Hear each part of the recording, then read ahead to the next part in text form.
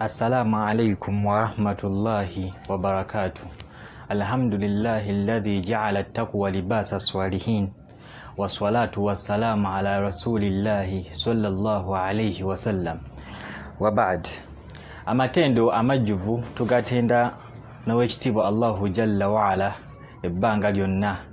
Allahu Jalla wa'ala atalemererwa mbeera yonna era gwe tusaba, gwe tuwanjagirira, gwe tubuulira ebizibu byaffe buli kadde.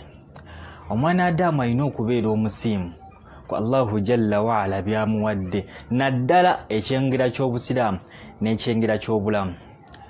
Omwana Adamu alina okuba nga yeebaza Allahu Jalla wa'ala ng'akozesa ekigambo alhamdulillah. Tujjukire nti Ibn Abbas radiyallahu anhu yatugamba alhamdulillah kalimatu shukur. Ekigambo alhamdulillah kigambo kyakwebaza mu maaso ga Allahu Jalla wa'ala. Ebbanga lyonna olina okwekwata ku kigambo alhamdulillah. Nabi Muhammadin sallallahu alayhi wasallam yatugamba afdalu ibad inda Allah yawma alqiyama alhammadun. Abaddu abagenda obbeera abalungi ennyo mu maaso ga Allahu Jalla wa'ala ku yawma alqiyama, abaddu aboogera nnyo ekigambo alhamdulillah. Okumanya ekigambo alhamdulillah kyabbeeyi maaso ga Allahu Jalla wa'ala. That's why we tuba tuzuukuka ku makya tugamba alhamdulillahi alladhi ahyana ba'da ma amatana wa ilayhi nushur. Lwaki? Ebbanga lyonna olina okubeera omusiimu ku Allahu Jalla wa'ala byakuwadde. Tutunulira nnyo exterior Mungu gy'atannatuwa ne twerabira interior gy'atuwadde. Otunulira nnyo nti no Allah nga tannampa kika kya ssimu kino, Allah nga tannampa kika kya mmotoka kino, naye nga munda mu mubiri gwo Allahu Jalla wa'ala akuwadde ebyengera bingi. Toli mulwadde wa mutima, toyina bulwadde bwa nsigo, toyina kirwadde kyonna ekibi mu mubiri gwo. Ebbanga lyonna olina okuba nga weebaza Allahu Jalla wa'ala. Bingi byatannakuwa era ayina ensonga lwaki tannabikuwa.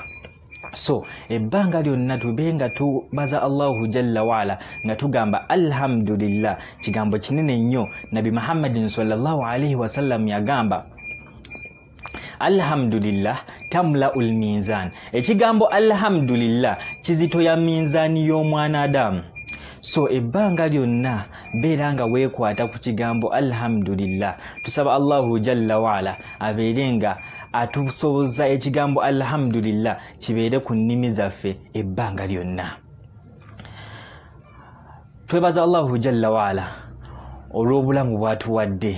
Bangi bagenze ng'olunaku olwaleero Haji BMK Allahu Jalla wa'ala yamujjuludde. Tusaba Allah abeere nga musonyiwa ebyamusobako era abeere nga muyingiza ejjana. Weebuuze, Haji BMK agenze yenza addako oba nze ngenda genda ddi? Ebbanga lyonna tulina okuba nga twetegekera kye bayita okufa. Tujjukire nti almautu ka'sun kullu nafsin yashrabu biha. Okufa kikompe, buli mwoyo gulina okukinyweramu. Walkabru bab, ate kabuli mulyango, kullu nafsin yadkhul biha. Buli mwoyo gulina okuyita omwo guyingire. So weebuuze ku byonna byenkola okufa nkwetegekedde. Okufa kugenda kunsanga nga ndi ntya? Connection gye nnyina eri Allahu Jalla wa'ala ekyali strong nnyo nti Allahu Jalla wa'ala nawanzijulira wano essaawa eno ndi bulungi nnyo. Kyebuuze ng'okyeddiŋŋana. Ebbanga lyonna tulina okuba nga tutambulira mu bulamu nga twetegekedde okufa. Bingi bigaana, tutunulidde nnyo edduniya eno, tutunuulidde ebintu bingi nnyo, tukoleya abaana, tukoleya buli kintu mu dduniya muno, naye okufa tetwetegekedde kufa. Kwata akatono konna koyina ng'okyali mu bulamu. Olw'ensonga boolese ku nsi tebagenda kuswala kukulikirawo. Essaawa eno Haji Allahu Jalla wa'ala yamujjuludde. Akoze ebintu bingi mu Busiraamu bye tumanyi. Yagula ettaka limbo y'enkowe yagigula. muzikibwamu abasiraamu, azimbye emizikiti, azimbye amasomero, awaddeyo ebintu bingi nnyo. Allahu jalla waala taba kumulungamya n'abeera nga byonna abikoze ng'akyali mulamu. Wallahi lowooza nnyo kadde we bagenda okukulangirira imaamu ajje mu maaso g'abasaaza bagambe fulani Allah amujjuludde, ogambe yiyi gwe tubadde naye. Olunaku abantu we bagenda okugenda mu maka go nga ye bagenze mu maka ga Hajji okubanga baagala kugamba ku bantu abafiiriddwa nti nga kitalo. Olunaku olwo lulowooze nnyo nga weebase mu ddiiro lya kitaawo, weebase mu ddiiro yo nga bataddewo akatimbe. Weebuuze obudde obwo ngenda kuba nnyina kye nsobola okukola. Ebbanga lyonna abantu baffe bafa tukaaba nnyo, naye ate okukaaba kuba tekubagasa. Okukaaba kuba tekulinayo kubagasa. Musajja omu yagamba afdalu shay'un yaf'aluhu al-ahya'u lil-amwat ad-du'a. Ekintu abantu abafa kye batwetaagako ennyo ad-du'a, kubasabira. So ebbanga lyonna tubeere nga abantu Allahu jalla waala bajjuludde, tubeere nga tubasabira dani okukaaba. Bingi ebibaddewo, bangi abagenze, gwe mu bangi abagenze olowooza Allahu jalla waala atwala ddakiika mmeka nga tannakutwala. Olunaku olw'okufa si nti nno lwetaaga lugoye lwonna, si nti nno lwetaaga kidduka kyonna nti kanyambale ekkanzu yange enjeru Allah agenda kunzijulula. Allahu jalla waala tayimu eba etuuse tagikendeezaamu ate tagyongezaamu. Tusaba Allahu jalla waala tugondeze olunaku olwo, era Allahu jalla waala atulungamye tukole emirimu emirungi. Bingi ebitulimba, bingi ebitumalira obudde ne bitulimbalimba. N'okola ezzambi n'ogamba ngenda kumala nneenenye. Okoze ebintu bingi ogamba ngenda kwenenya. Tawuba, omuntu okwenenya teriiko budde. Buli lw'ogamba nti nno ngenda kwenenya enkya, Allah asobola okutwalira awo n'olema kwenenya. So buli kyokola beera nga weenenya eri Allahu jalla waala. Olw'ensonga bangi abagenzi tasobola yadde okudda. Ekyewuunyisa n'amaladde okumala essaawa emu nga mumaze omumuteekayo. Wallahi mudduka n'okudduka mugamba ono aliko ekizibu. Olw'ensonga kiba kimaze obbayingira mu mutwe, afudde agenze. Waba afudde agenze gwe weebuuze nange bugenda kukeera ku makya nga ngenze. Abaana bange nga bakaaba, abakyala nga bakaaba, bonna abantu mikwano gyo. Weebuuze akadde ako Allah nawantwalira essaawa eno neetegese. Ddawo okyebuuze oba ekifaananyi ekyangu ennyo, ddaawo dda ku buliri bwo weebikka essuuka ogambe kati eno ye mayiti yange. Naye ng'okyali mu ebyo byonna ogambe wemba Allahu jalla waala ntutte, amazima obulamu obuli wansi eri mbukoleredde, emyaka gye simanyi na muwendo ngikoleredde. Kuno oyinza okufiira ku myaka era giba mitono nnyo. Olw'ensonga ow'ekitiibwa Nabi Muhammadin sallallahu alaihi wasallam yafiira ku myaka 63, yakamalayo mu ttaka emyaka 100+. Kati buno bw'ofiiridde kuba butono nnyo. Almuhimu kubanga okola mu buno obudde bw'olina obutono ennyo nga tonnaba kudda eri Allahu jalla waala. Kyekikulu mu byonna kolerera akhira dani okukola erya duniya. Olw'ensonga byonna tubirekako. Omwana Adamu nga emiswiba gyafuna nga afudde giba ebiri. Ogusooka Allahu jalla waala amuggyako emmaali yonna gy'abadde nayo. Ogwokubiri ate n'amubuuza ku mmaali eyo yagifuna atya. Bangi bagenze, abakulembeze bagenze, abanene bonna bagenze. Naye ggwe wali olabye ey'omunene ng'ayina fulaati ye ne bagamba fulaati tugenda zimba kabbuli nga yenkana fulaati eyo ne fulaati tugiteekemu abadde n'emmotoka 5 zonna tugenda ziteeka mu kabbuli. No, agenda yekka, bamutwala yekka ne ssente zennyini talina ssente gy'agenda nayo. Kubamu akafaananyi wenna omukyala oba omwami engeri gyo mutabani wo gy'ayingira ensi eno nga baakamuzaala abeera bwereere, aba talina kyayina ku mubiri. Naawe w'ogenda okufuluma edduniya eno ogenda kufuluma nga toyina ky'oyina. Omwana waaba ajja ku dduniya kuno ajja talina maanyi, ogenda kufuluma edduniya nga toyina maanyi. Omwana waaba ayingira ku dduniya kuno taba na kintu kyonna, taba na coin, taba na mmotoka, taba na ki. Naawe edduniya eno ogenda gifuluma nga toyina kintu kyonna. Ebbanga lyonna nkukuutira kino, saala nnyo nga tebanna Allahu Jalla waala nga tannaleeta kadde kusaalira. Yingira nnyo omuzikiti guno nga oyimiridde ddaani okulinda akadde bagukuyingizeemu nga bakusitudde busituzi. Akadde ako kazibu nnyo, akadde ako kazibu nnyo. So ebbanga lyonna lowooza nnyo kufa, olowooze nnyo ne ku biki byolese ku dduniya ebigenda okuyamba nga Allahu Jalla waala akujjuludde. Mulimu emirimu egitaggwawo nga Allahu Jalla waala nga atujjuludde. Sadakatun jaariya, saddaaka etaggwawo. Omwana gw'osomesezza asabira ku mukadde we, ne irimu gy'osomesezza nesigala nga etambulira mu bantu. Weebuuze, Allahu Jalla waala ampadde ssente, saddaaka njikoze? Allahu Jalla waala ampadde ssente, nsomesezza abaana banansabirako, abaana balina eddiini. Allahu Jalla waala ampadde obulamu, naye kyensomyeku ekitono nkisomesezza abalala. Ebyo byonna olina okubyebuuza nga Allahu Jalla waala nga tannaba kukujjuula.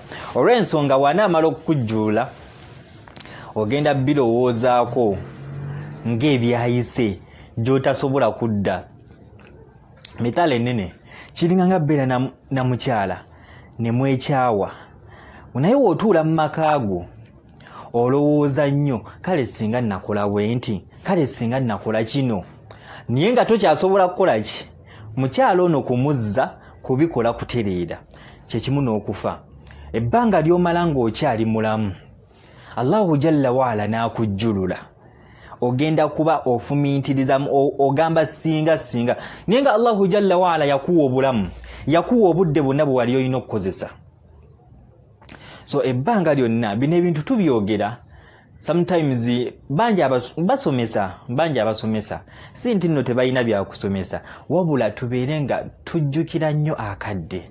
Bino byonna bye tukola mu dduniya, okusomesa, okutambuza ddaawa, okukola buli kimu, twetegekere nnyo akadde ke tugenda okudda ewa Allahu Jalla waala. Kyova Allahu Jalla waala yagamba, wattaku yawma fihi turja'una ila Allah. Tya nnyo akadde k'ogenda okudda mu maaso ga Allahu Jalla waala. Akadde ki? Allahu Jalla waala nga akujjuludde. Akadde ako katye nnyo. Bangi abagenze era tebasobola kudda, naye bonna abagenze ki kye tulina okukola ki? Okuyigamu nti naffe gye tugenda, kullu nafsin dha'iqatul maut, buli mwoyo guyina okukombezebwa kufa. Oyagala oba toyagala, oba oli munene oba oli mutono, oba oli buli kimu, oyina okukomba kufa. Ate okufa ekisinga okwewunyisa kufa, byonna by'obadde osobola okwekolera, osobola okwambala ekkanzu, osobola okwesiba essaawa, osobola okukola ki? Wali oba toyina ky'osobola kukola. Buli kimu baba bakikolera bukolezi, bakunaaza, bakukola ki? Okufa nga tekunnatuukako, sooka olowooze nnyo kadde ng'oli mulwadde. Sometimes oba toyina ky'osobola kukola, bakunaaza. Sometimes obeera ng'ofulumizza obukyafu ne bakuyonja. Kati ako akadde kazzi kufa. Bino byonna kibeere kyakuyiga ku bonna abagenze. Omugagga kuba akafaananyi wetwalenga Haji BMK agenze naye byabadde akola igwe akyasigaddewo obikola. Bangi tukodowa ya sente muvuma abawalimu nti baagala nnyo okusabiriza. Temwagala kulabirira bamulekwa owooza kimu nti nno nze saazaala nze siina baana. Allahu Jalla waala akuwadde emmaali eno kubeera nga ogikozesa ekuganyulwamu. Bangi abali eyo nga tayina naye ate nga ayagala okukola ki? Okuwaayo. Singa Allah mpa sente gundi zayina, singa nyina ne orphanage namba nga nagizimba, bamulekwa nga be babeeramu. Naye ate gwe Allahu Jalla waala akuwadde naye ate tokozesezaamu. Emmaali eyo egenda tuviirako ekintu kinene nnyo Allahu Jalla waala okutuyingiza omuliro. Ate egenda kuteekinga paati nnyo Allahu Jalla waala okutuyingiza ejjana. Nga Nabi Muhammadin sallallahu alayhi wasallam yagamba, likulli ummatin fitna, buli umma eyina fitina, naye ate fitina ya umma ya Muhammadin sallallahu alayhi wasallam yatugamba almal, emmaali fitina nnene nnyo. Wetunuulire mu baganda bo bonna Allahu Jalla waala gweka gwe yasitula. Era ebbanga lyonna obutakkaanya bubeerawo, okuyombagana kubeerawo. Fitina, emmaali gy'olina fitina. Emmaali eyo olina okuba nga ogikozesa. Gula amataka abazimbeku emizikiti, gula Qur'an ozigabe mu bantu, kola ebintu bingi nnyo Allahu Jalla waala ng'akusiima. Togamba nti nno bagambye tugule amataka tuteekeko emizikiti. Sooka otereeze enniyayo nti bino byonna mbikola naye mbikola lillah, kulwa Allahu Jalla waala. Ebbanga lyonna omwana Adamu wanaabeera nga musiimu eri Allahu Jalla waala byamuwadde, yeenenya maaso ga Allahu Jalla waala ne yeetonda amazambi ge g'akoze, Allahu Jalla waala agenda kubeera nga amuteeka mu kkubo eggolokofu. Allahu Jalla waala agenda kubeera nga amuluŋŋamya, naye mu byonna by'okola teweerabira nnyo okufa. Kintu kikulu nnyo okufa. Kwetegekere nga we banaakugamba nti nno nkutwala ku date cafe Javas, ojjayo akagoye akalungi ennyo naye kubaka perfume nti gundi agenda kuntwala wa? Agenda kuntwala ka date. Okwetegekera okufa si kujjayo kagoye kalungi, si kwekubaka perfume kawunya, si kugula kagatto kalungi nti ngenda cafe Javas. Okwetegekera okufa kuli simple nnyo. Kuteneza Allahu Jalla waala, kola mirimu Allahu Jalla waala gye yalagira. Ate kyewuunyisa si nti nno tugenda tuteekako data kunoonya mirimu Allahu Jalla waala gy'ayagala. Emirimu gyonna buli kimu Allahu Jalla waala yakiteeka mu Qur'ani ey'ekitiibwa. Byonna life yo gitambulize ku Qur'ani. Togenda kwejjusa, egenda kukuteeka ku kkubo eggolokofu. Wonaabeera ennyo ku Qur'ani, ogenda kujjukira nnyo okufa. Qur'ani kintu kikulu nnyo. Nga Rasulullah sallallahu alayhi wasallam yagamba, hadithi ngeva ku Ibn Mas'ud radiyallahu anhu, yagamba man qara'a harfan min kitabillah, omwana Adamu yenna, buli muntu asoma ennyukuta mu kitabo kya Allahu Jalla waala, Allahu Jalla waala amuteekako ebirungi 10. Nga bana a'udhu billahi minash shaitanir rajim, nga wona agamba alif lam mim. Alif eyo haruf, lam eyo haruf, ne mim eyo haruf. Buli haruf Allahu Jalla waala akuteekako ebirungi 10.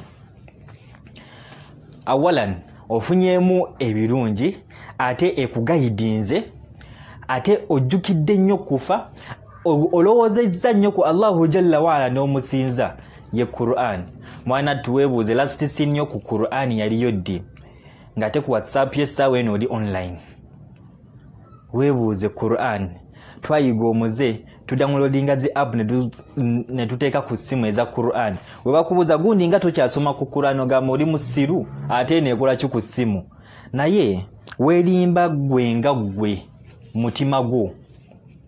Quran kintu kikulu nnyo. We tuneekwata Quran tugenda kujjukira nnyo, tugenda kukola nnyo emirimu emirungi Allahu Jalla waala gye yalagira. Tugenda lowooza nnyo kufa.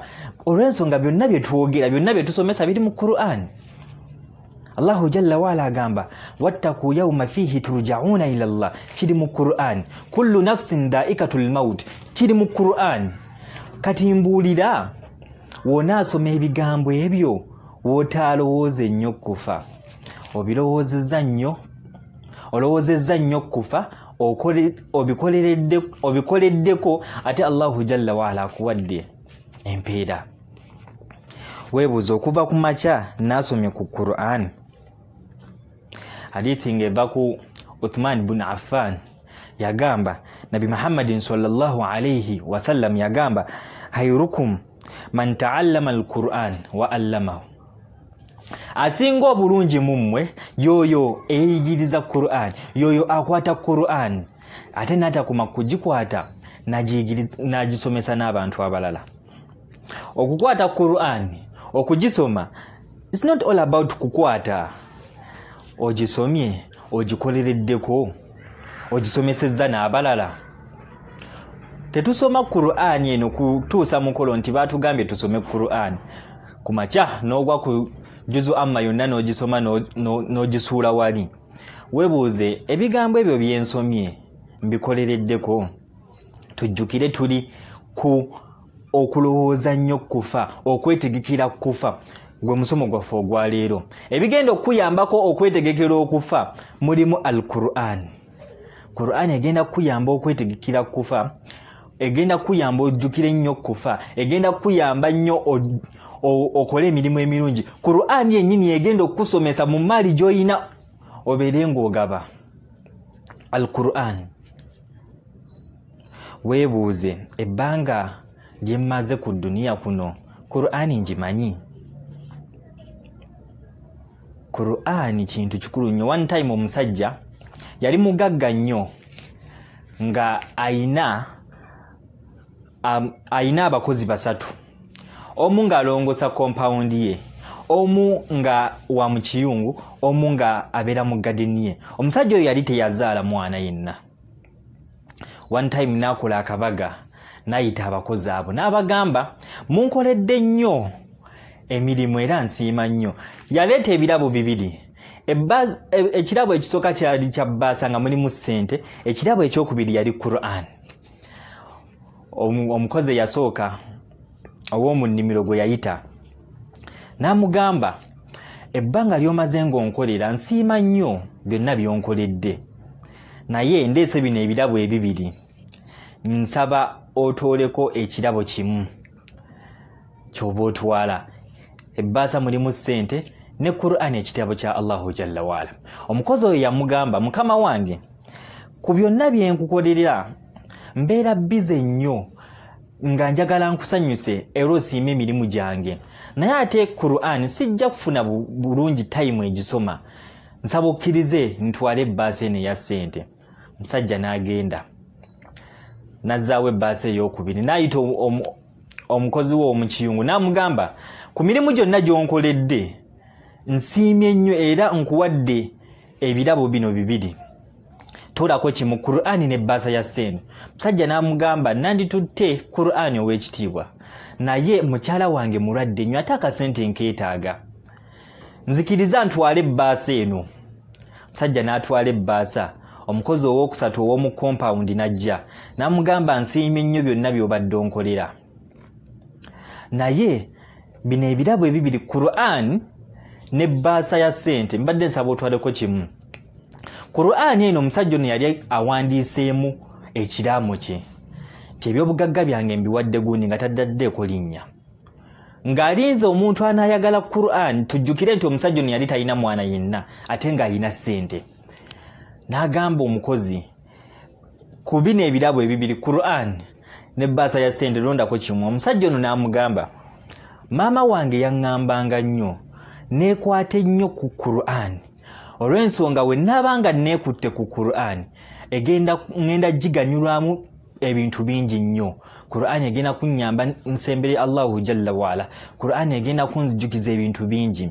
Ate siyinza kulekerera wasuya ya mukadde wange, mukama wange nzikiriza ntwale Qur'an eno. Sajja nga tannakwata Qur'an, omugagga n'agikwata n'ajjuzaamu erinnya lye. Kiki tuyigamu?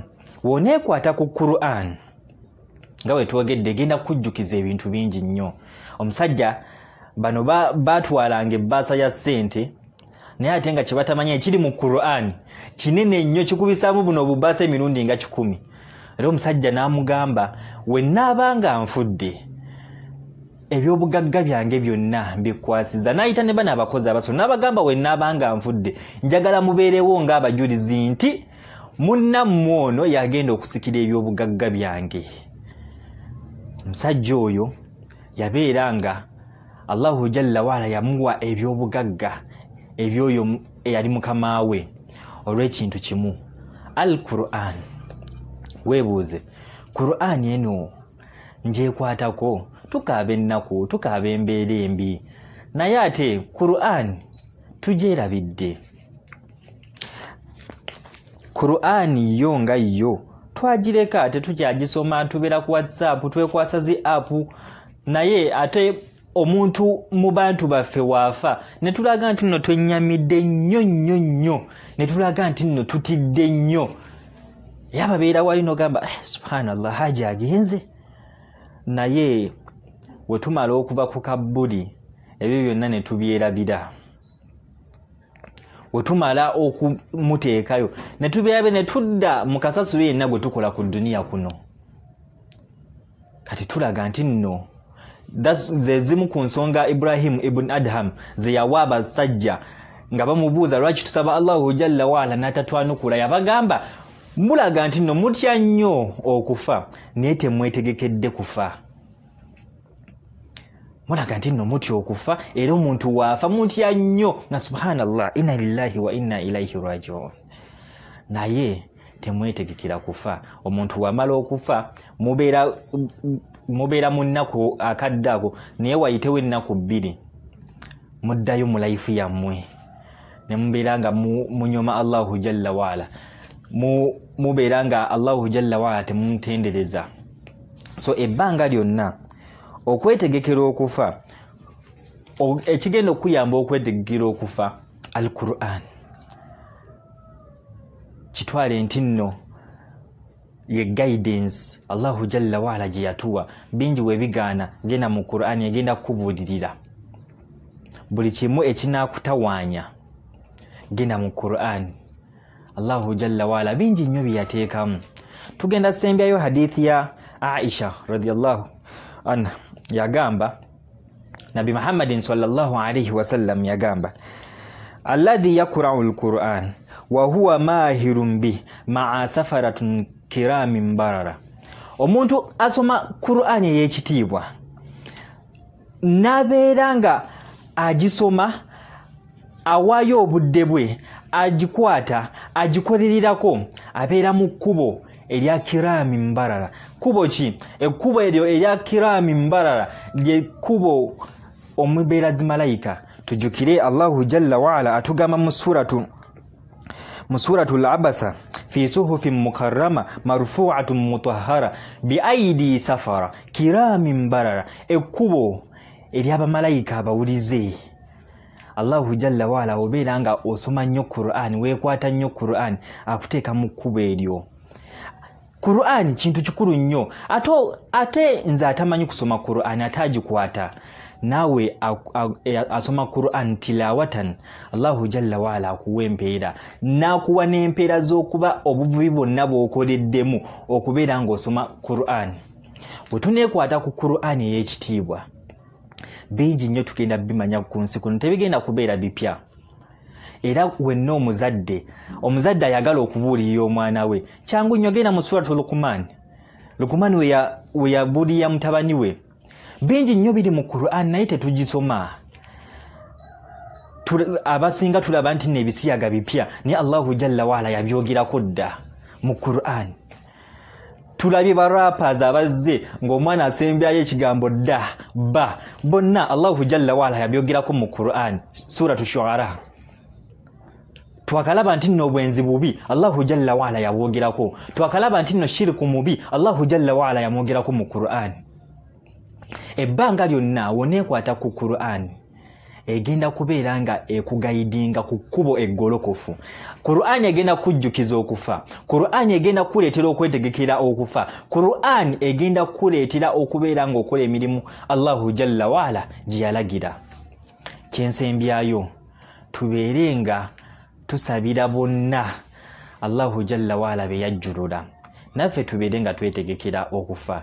Kyennyinza obbagamba, omusajja omu yafiirwa kojjaawe n'amuluma nnyo, n'asaba Allahu jalla, yali asabiranga nnyo kojjaawe Allahu jalla waala amusonyiwe, naye one time n'agamba ya Allah nsaba ondageko embeera kojja wange gyali mu kabbuli. Allahu jalla waala n'amuloosa nga kojjaawe atuyaniridde amagulu era ng'emisota gigenda, naye kojjaawe n'amugamba lawula du'aukali, teziba kuba dduwa z'obadde onsobera mutabani wange, wallahi nandibadde nkyafuna ebibonerezo bya kabbuli. So ebbanga lyonna nga twetegekera, tuli mu kaweefuwe w'okwetegekera okufa, tubeere nga tusabira nnyo bannaffe Allahu jalla waala babeera nga ajjuludde. Wa hadha, assalamu alaikum wa rahmatullahi wa barakatuh.